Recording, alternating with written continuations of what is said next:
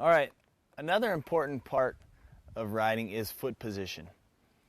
A lot of riders, pro riders too, find themselves getting caught riding in their arches only. And I've found over the years, for me, one of the important things is, say you're making a right-hand corner and there's some big bumps and maybe a deep rut. If you have your right foot hanging down from your arch, there's a chance that that thing's going to get caught on a bump or it's going to rip your foot off the foot peg. So I've found that if you just slide your foot back and you ride on the balls of your feet for situations like that, it's really, really good. It lessens the chances of injury and you're not going to, rip your foot off and get squirrely. Another thing is on a rough straightaway, if you are in your arches and you start to get out of shape, you really don't have any movement in your ankles. And another thing that I've found over the years that works well for me is if I just slide back and ride on the balls of my feet, I get a lot more movement in my ankles. I get about 2 or 3 more inches. And this allows me to where if I get out of shape, I can kind of move around and save it. And I find a lot of my friends and a lot of guys that I know come off the track and their boots have a foot peg worn in the bottom of them. And I really think that you need to be moving your feet around because it helps. You don't want to be stuck in one position. And I think that's important. You need to keep your feet moving. All right, feet position. Don't forget to move your feet. You can try all kinds of positions. You don't want to have your feet stuck in one place. Oh, that's stupid anyway. All right, now I'm going to try and explain some jumping to you. Some body positioning, and where I think, at least when you start out jumping, this is how you should be. I think it's very important to have your weight and your body centered over the bike. You don't want to take off a jump way back like this because you have a tendency to pull the front wheel up and then get in a really awkward position and you're liable to crash.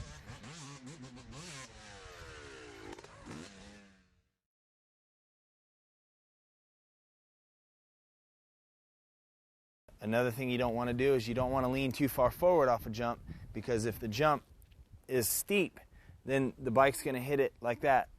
You have a chance of going over the bars.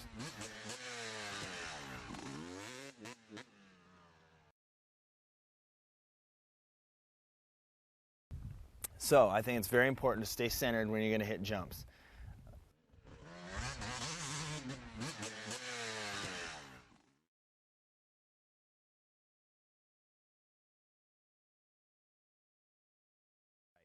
I think gear selection is very important. A lot of times you'll see someone riding in too low of a gear off the face of a jump. And what that does is that has a tendency to put the nose really high. It's going to get you in what we call a loop out. And you don't want to be Larry Loop out, that's for sure.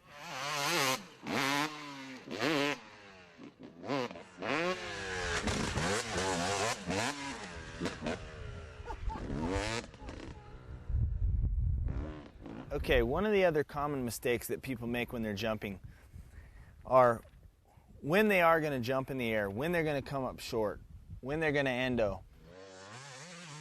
It's really key to stay in control and not panic when you're in the air because what happens oftentimes is, yeah, you're going to make a mistake, but sometimes, or most all the time, you can save it, especially if you're thinking clear.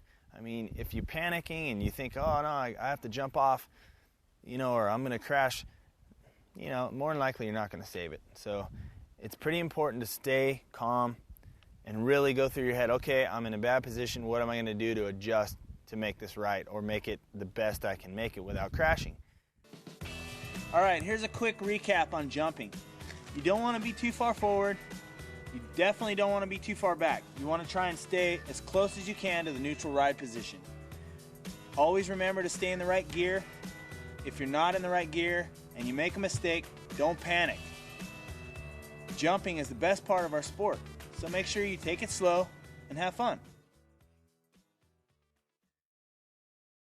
Sometimes it would help to have your buddy out there with a video camera if you have one available. It really helps to see exactly what you're doing because sometimes you might think you're doing it right, but you're really not. So it would be cool to be able to get a video camera, maybe film with your friend, and go review it and check it out. Say, oh, okay, now I understand what I'm doing wrong. Sometimes you can't feel it until you see it. One of the things I like to do is make a little turn track. It sometimes builds up some little ruts, and you can get in there and you can practice your form, especially entering and exiting ruts. And you can do laps in there, and the track doesn't have to be very big, just so you can get in there and get the feel of the bike, get the feel of the corners, and get used to that. Obviously, every corner is different, but this will help you find your form. Not only does a turn track help you with your cornering and your form, it really helps with using your brake, finding out how to use the clutch correctly, throttle reaction, and being really smooth with the controls. Using your brake pedal, using your front brake together, everything like that coming out of the corners. Putting up cones is actually pretty good. You get in there, you get to practice your line on your entrance to a flat corner. You get to practice using your throttle, using your clutch coming out of the corners, and would be a really good exercise to practice flat corners. Here's an example of how to do it right and picking out the lines by kind of coming in a little wide, braking in for your apex, turning and accelerating out of the corner.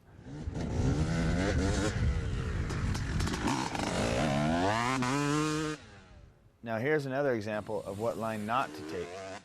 You don't want to come straight in. If you're making a 180-degree corner, your line doesn't need to be straight in, turn, and go, because you'll be too far outside on the exit of the corner. You need to make a nice sweeping corner out of it, even though it's a tight, small corner. Very important. You guys might think this is kind of crazy, but it helps to put up cones and do these little disciplines, because in order to make a perfect lap on a track, you have to practice the fundamentals. And it's really important to get out there and spend some time off the track and doing little exercises that are going to help you figure out how to use the clutch, the throttle, the brake, picking lines. And it's all about technique. If you spend enough time doing some of this stuff, it'll make your track time so much more valuable.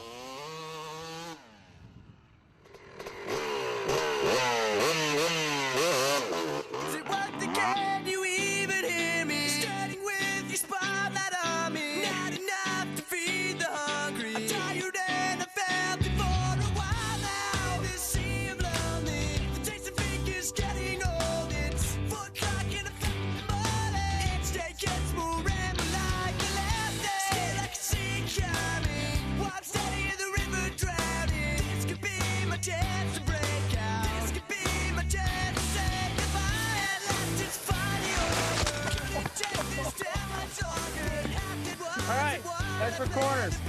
You don't want to do that.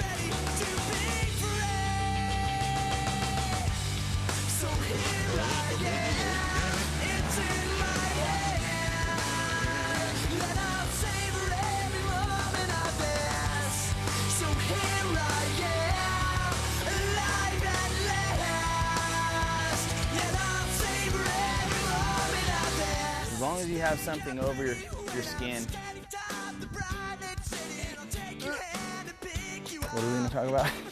All right, so now we're going to go over a few things that you need when you're going to go to the... You can repeat this. So here I am, it's in my hands, and I'll savor every moment of this. So here I am, alive at last, and I'll savor every moment of this. Savor every moment of this. Here we go. Recap on jumping. Take one. All right, here we go. Just a quick recap on jumping. You don't want to be too far forward. You definitely don't want to be too far back. And you don't want the phone to ring. You don't want to be too far forward. Hey, what's up? You're supposed to weight the inside of the peg, hold on with the outside of the knee. Wrong. again. That's right. No, the outside knee, not the outside of the knee.